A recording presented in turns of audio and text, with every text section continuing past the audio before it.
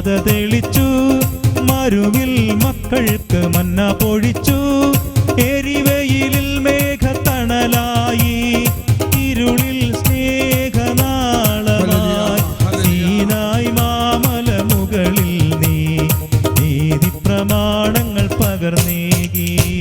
ആകാശത്തെങ്ങും തേടേണ്ട നീ, താഴെ ഭൂമിയിലും തേടേണ്ട നീ, കനിവിന്നാവൻ സ്നേഹസ്വരൂപൻ എന്നും നിന്റെ കൂടെയുണ്ട്. ആകാശത്തെങ്ങും തേടേണ്ട നീ, താഴെ ഭൂമിയിലും തേടേണ്ട നീ, കനിവിന്നാഥൻ സ്നേഹസ്വരൂപൻ എന്നും നിന്റെ കൂടെയുണ്ട്. ശ്രീയേശുനാമം അതിശയനാമം, യേശുനാമം അതിശയനാമം, ഏഴെനിക്കിൻപനാമം. ശ്രീയേശുനാമം അതിശയനാമം, ഏഴെനിക്കിൻപനാമം. ശ്രീയേശുനാമം അതിശയനാമം, ഏഴെനിക്കിൻപനാമം. എല്ലാ നാമത്തിലും മേലായ നാമം, ഭക്തജനം വാഴ്ത്തും നാമം. എല്ലാ നാമത്തിലും മേലായ നാമം, ഭക്തജനം വാഴ്ത്തും നാമം.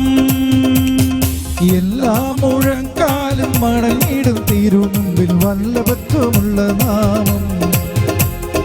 എല്ലാ മുഴങ്കാലും മടങ്ങിടും തിരുമുൻപിൽ വല്ലഭത്വമുള്ള നാമം.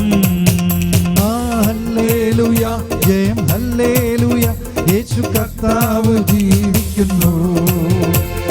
ഹല്ലേലൂയ, ജയം ഹല്ലേലൂയ, യേശു കർത്താവ് ജീവിക്കുന്നു. കൈവീശി കർത്താവ് നമ്മുടെ ഹൃദയത്തിൽ ജീവിക്കുന്നു. ജയം ഹല്ലേലൂയ, യേശു കർത്താവ് ജീവിക്കുന്നു. ഹല്ലേലൂയ, ജയം ഹല്ലേലൂയ, യേശു കർത്താവ് ജീവിക്കുന്നു. ഹല്ലേലൂയ, ജയം ഹല്ലേലൂയ, യേശു കർത്താവ് ജീവിക്കുന്നു. ഹല്ലേലൂയ, ജയം ഹല്ലേലൂയ, യേശു കർത്താവ് ജീവിക്കുന്നു. ഹല്ലേലൂയ, ജയം ഹല്ലേലൂയ, യേശു കർത്താവ് ജീവിക്കുന്നു. ഹല്ലേലൂയ, ജയം ഹല്ലേലൂയ, യേശു കർത്താവ് ജീവിക്കുന്നു. പരിശുദ്ധാത്മാവ് ജീവിക്കുന്നവനായ ജീവദാതാവായ പരിശുദ്ധാത്മാവാണ് ക്രിസ്തീയ ജീവിതത്തിന്റെ ചാലക ശക്തി. കർത്താവ് നമ്മുടെ ഹൃദയത്തിൽ ജീവിക്കുന്ന ആ ദൈവിക ജീവൻ നമ്മുടെ ആത്മാവിൽ ജ്വലിപ്പിക്കുന്നത് പരിശുദ്ധാത്മാവാണ്. ആ പരിശുദ്ധാത്മാവിനെ നമ്മൾ ആരാധിച്ചുകൊണ്ടും സ്തുതിച്ചുകൊണ്ടും നമ്മിൽ പരിശുദ്ധാത്മാവ് വസിച്ചുകൊണ്ട് നമ്മളെ ദൈവത്തിന്റെ ജ്ഞാനം നിറയ്ക്കാൻ പോവുകയാണ്. ദൈവത്തിന്റെ ജ്ഞാനമാണ് ജ്ഞാനസ്നാനത്തിലൂടെ നമുക്ക് ലഭിച്ചിരിക്കുന്നത്. ജ്ഞാനസ്നാനത്തിലൂടെ ലഭിച്ചിരിക്കുന്ന ഈ ജ്ഞാനം തുറന്നിട്ടുണ്ടോ? അത് തുറക്കാൻ പോവുകയാണ്. ക്രിസ്തീയ ജീവിതം മാനുഷികമായ ജ്ഞാനത്തിൽ നയിക്കപ്പെടേണ്ട ഒന്നല്ല. അതാണ് ഈശോ പറഞ്ഞത്, നീ കടപ്പുറത്ത് നിന്നുകൊണ്ട് മീൻ പിടിച്ചാൽ പോരാ, നീ ആഴത്തിലേക്ക് വലയെറിയണം. അപ്പൊ പത്രോസ് പറഞ്ഞു, കർത്താവേ, രാത്രി മുഴുവനും ഞാൻ മീൻ പിടിച്ചിട്ട് ഒന്നും കിട്ടിയില്ല.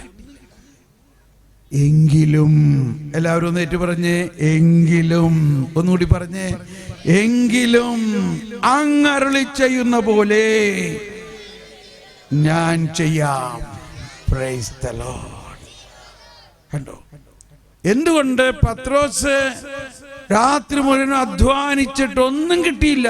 പക്ഷേ കർത്താവ് വള്ളത്തിൽ വന്നപ്പോൾ, കർത്താവ് വള്ളത്തിൽ നിൽക്കുമ്പോൾ പത്രോസ് വീണ്ടും ആഴത്തിലേക്ക് വലയെറിഞ്ഞപ്പോൾ നിറച്ചു മീൻ കിട്ടി. എന്താ വ്യത്യാസം? തലേ രാത്രിയിൽ കർത്താവ് വള്ളത്തിൽ ഉണ്ടായിരുന്നില്ല. Praise the Lord. ഇപ്പൊ നമ്മളെല്ലാവരുടെയും ഉള്ളത്തിൽ കർത്താവുണ്ട്. അന്ന് പത്രോസിന്റെ വള്ളത്തിൽ കർത്താവ് നിൽക്കുമ്പോൾ പത്രോസ് വലയെറിഞ്ഞപ്പോൾ വലിയ മീൻപിടുത്തം കിട്ടിയ പോലെ നമ്മുടെ ഉള്ളത്തിൽ ഇപ്പൊ കർത്താവുണ്ട്. ഹല്ലേലൂയ. ഉണ്ടോ? നമ്മുടെ ഉള്ളത്തിലുണ്ടോ? ആ കർത്താവ് പിതാവും പുത്രനും പരിശുദ്ധാത്മാവുമാണ്.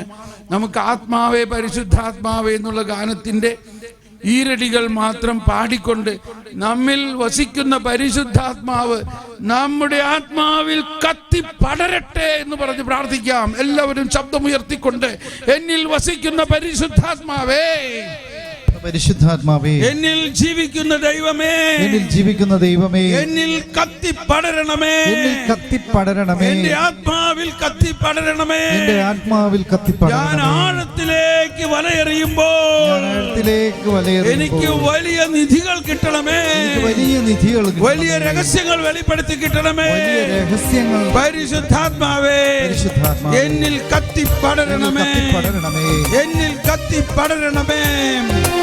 ആത്മാവേ, എല്ലാവരും ആത്മാവേ.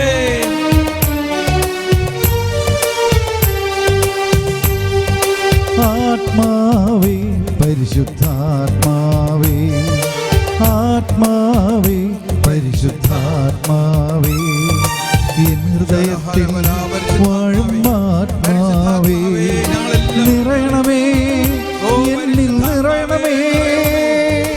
ആത്മാവേ, പരിശുദ്ധാത്മാവേ, ആത്മാവേ, ഞങ്ങളുടെ ഹൃദയത്തിൽ വസിക്കുന്ന പരിശുദ്ധാത്മാവേ, ഞങ്ങളിൽ ജ്ഞാനം പകരണമേ, നിറയണമേ, എന്നിൽ നിറയണമേ. ജീവജലത്തിൻ അരുവിയായി നിറഞ്ഞു കവിഞ്ഞൊഴുകണമേ, ജീവജലത്തിൻ അരുവിയായി നിറഞ്ഞു കവിഞ്ഞൊഴുകണമേ.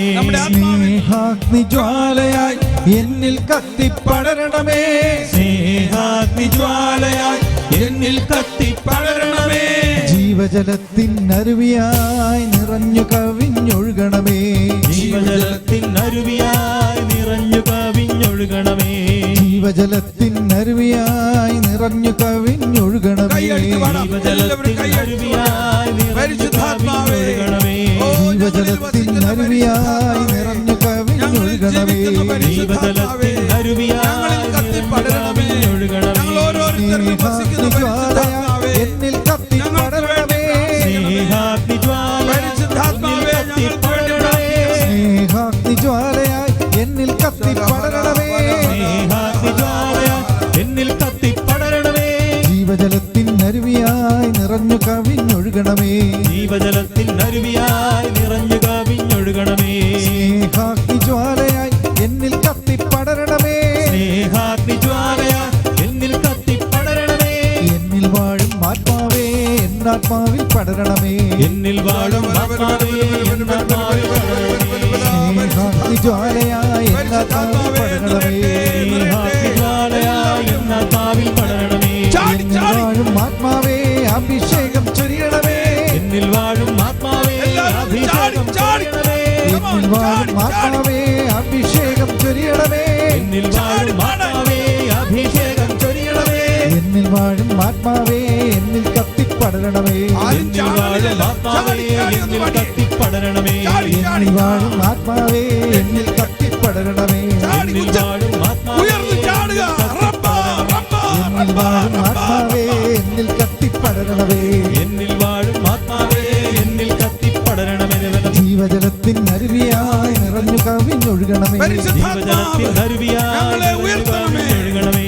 ജീവജലത്തിൻ അരുവിയായി നിറഞ്ഞു കവിഞ്ഞൊഴുകണമേ, ജീവജലത്തിൻ അരുവിയായി നിറഞ്ഞു കവിഞ്ഞൊഴുകണമേ. ജീവജലത്തിൻ അരുവിയായി നിറഞ്ഞു കവിഞ്ഞൊഴുകണമേ, ജീവജലത്തിൻ അരുവിയായി നിറഞ്ഞു കവിഞ്ഞൊഴുകണമേ. ജീവജലത്തിൻ അരുവിയായി നിറഞ്ഞു കവിഞ്ഞൊഴുകണമേ, ജീവജലത്തിൻ അരുവിയായി നിറഞ്ഞു കവിഞ്ഞൊഴുകണമേ. ജീവജലത്തിൻ അരുവിയായി നിറഞ്ഞു കവിഞ്ഞൊഴുകണമേ, ജീവജലത്തിൻ അരുവിയായി നിറഞ്ഞു കവിഞ്ഞൊഴുകണമേ.